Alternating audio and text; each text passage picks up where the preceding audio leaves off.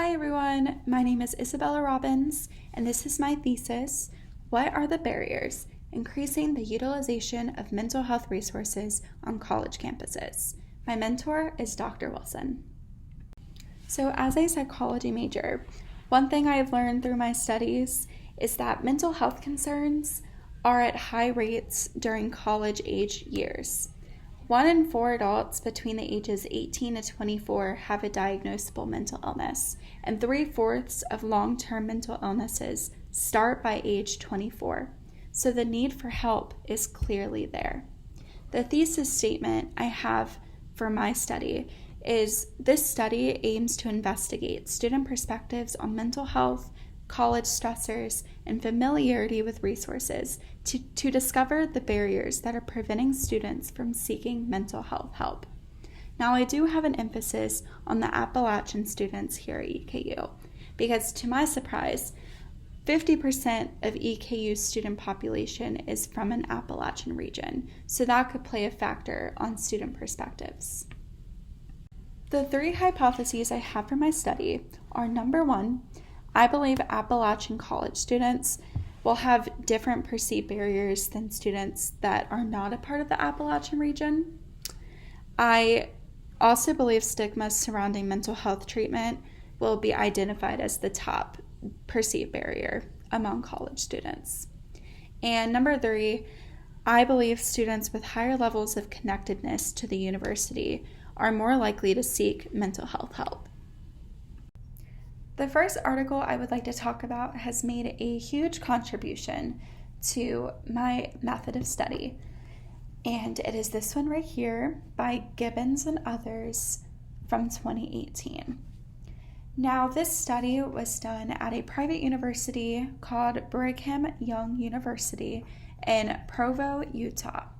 Now, this is on the western side of the United States, so a completely different region from EKU, of course. Now, Gibbons and others argued that there are several barriers that are preventing college students from seeking mental health help. They gave a survey to both undergrad and graduate students regarding student perspectives on mental and emotional health issues, stressors, their awareness of the services and seeking help, topics students want to learn more about regarding mental health, and the best way to reach those students about that information. Now, they were wondering how perspectives differ based on certain factors such as race, gender, marital status, being a first-gen student. And I'll show you their survey in just a second. You can see how those factors are reflected in the questions they asked their participants. Here is just a look at the Gibbons and others survey. As you can see, there's a total of 35 questions. Now, this second article I would like to talk about hits close to home because it's done right here in Kentucky. We have Murray State University. This was by Reed and others in 2020. Now, this study is a partial replication of the Gibbons and others survey that I just talked about. Reed and others, too, included undergrad and graduate students as their participants. And they did a little twist by having an emphasis on more of a rural college campus rather than just the general population of students. And that is mainly because of their region, of course, with Murray State being in western Kentucky. Now, they did have similar objectives as they too examined student perspectives on mental health concerns, barriers to access mental health help, and they asked students for outreach preferences to find better ways to reach them. Now, they did make slight revisions to the Gibbons and others survey by removing certain demographic questions that they felt weren't necessary. For example, they didn't include anything related to first-generation questions, religion-related questions. I will show you a glimpse of their survey, and you'll be able to see that it's a lot shorter than Gibbons and others.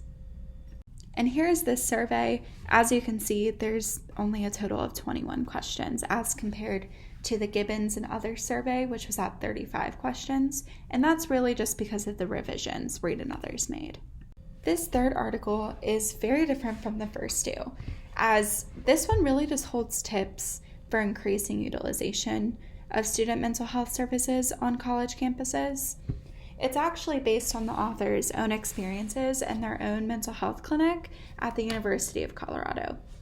This whole article includes valuable suggestions for better seeking students with mental health support and just really working on increasing that utilization rate of mental health clinics. They have an emphasis on decreasing mental health stigma, which I believe is a huge barrier on college campuses. And they noted that some ways to decrease that stigma is, number one, face-to-face contact seems to be the most effective way to reduce mental health stigma.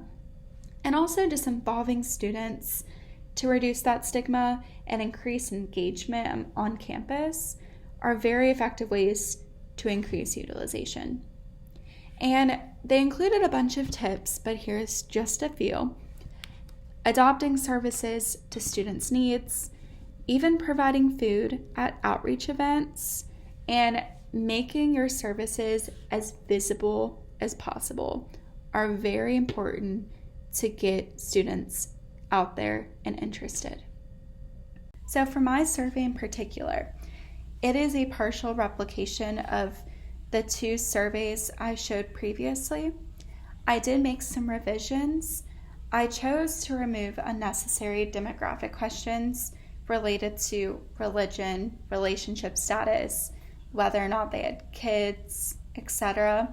But I did keep general demographic questions such as age, gender, ethnicity, academic standing, and whether or not they are a first-generation student. All of the participants in my survey must be undergraduate students here at EKU. And I also added some unique components such as the Appalachian Region Scale, the Sense of Belongingness Scale, and questions related to EKU's Counseling Center and other mental health resources.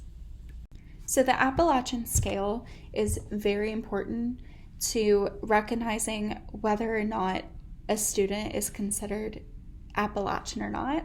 And the way it works is, in my survey, I asked participants what city, county, and state they spent most of their childhood. And based on their response, I will divide them into two groups, Appalachian and non-Appalachian.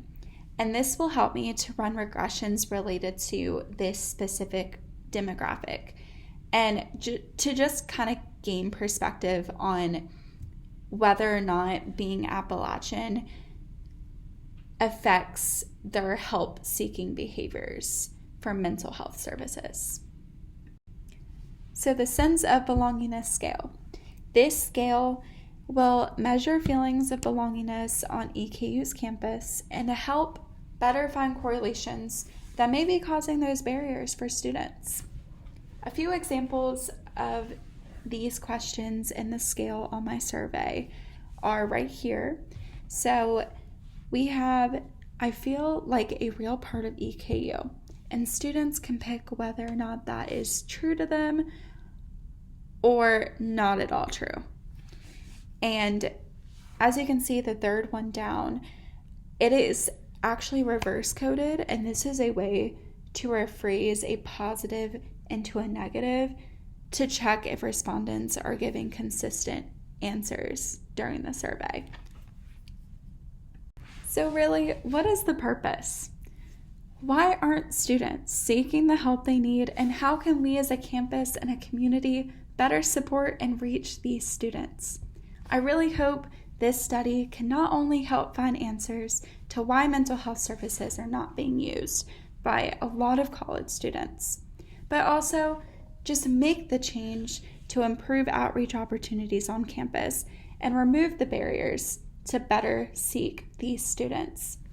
I really hope this study can inspire other universities and other communities of people to do the same.